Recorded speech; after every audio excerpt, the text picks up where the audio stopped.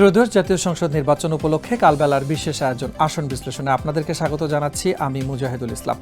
আজকের পর্বে আমরা আপনাদেরকে বিস্তারিত তথ্য জানাবো। বাংলাদেশ জাতীয় সংসদের 56 নম্বর আসন, 300টি যে আসন রয়েছে সে আসন থেকে নির্বাচিত একটি আসন নিয়ে আমরা প্রতিটি পর্বে আপনাদেরকে বিস্তারিত তথ্য, ভোটার, প্রার্থী, প্রতীক এবং পূর্বের ইতিহাস সবকিছু নিয়ে কিন্তু বিশ্লেষণ করে থাকি। রাজশাহী 5 এই আসনটি রাজশাহী জেলার পুঠিয়া উপজেলা এবং দুর্গাপুর উপজেলা নিয়ে গঠিত। পুঠিয়াতে অনেক প্রাচীন একটি এলাকা এবং পুঠিয়াতে কিন্তু অনেক প্রত্নতাত্ত্বিক নিদর্শন রয়েছে এই আসনটিতে। আমরা একটু সর্বশেষ আপডেটকৃত যে তথ্য সেই তথ্য অনুযায়ী জেনে নেব যে এই আসনটিতে রাজশাহী 5-এ মোট কতজন ভোটার এবারে ভোট দিচ্ছেন। মোট ভোটার আছেন 3,53,173, যেখানে পুরুষ ভোটার আছেন 1,76,670, মহিলা ভোটার আছেন 1,76,499, অন্যান্য ভোটার আছেন 4 জন। রাজশাহী 5 এই আসনটিতে এবারে মোট প্রার্থী আছেন 7 জন, স্বতন্ত্র প্রার্থী হিসেবে নির্বাচন করছেন 3 জন, অর্থাৎ মোট 10 জন প্রার্থী বা ত্রয়োদশ জাতীয় সংসদ নির্বাচনে অংশ নিচ্ছেন।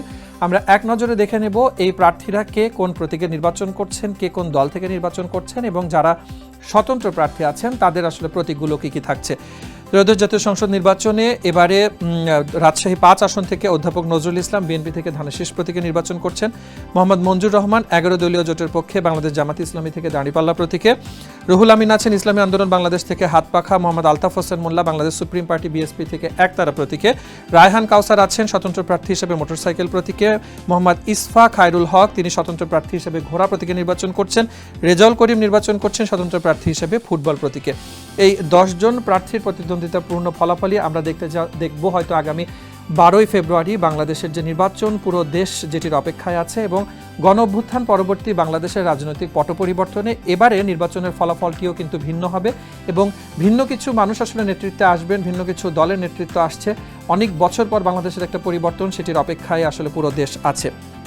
এই ত্রয়োদশ জাতীয় সংসদ নির্বাচনের প্রাক্কালে দাঁড়িয়ে আমরা 1991 থেকে 2024 এই দীর্ঘ সময় বাংলাদেশে যে নির্বাচনগুলো হয়েছিল সেই নির্বাচনের ফলাফলগুলো এক নজরে দেখে নিতে চাই। 2024-এর সর্বশেষ নির্বাচনে এই আসনটিতে আব্দুল ওয়াদুদ আওয়ামী লীগ থেকে নৌকা প্রতীকে নির্বাচিত হয়েছিলেন, তার প্রাপ্ত ভোট ছিল 86,913।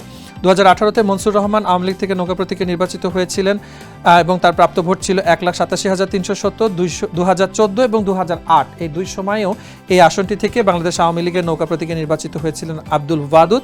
2001-এর ফলাফল, 96-এর ফলাফল এবং 91-এর ফলাফলের ভিন্নতা আছে।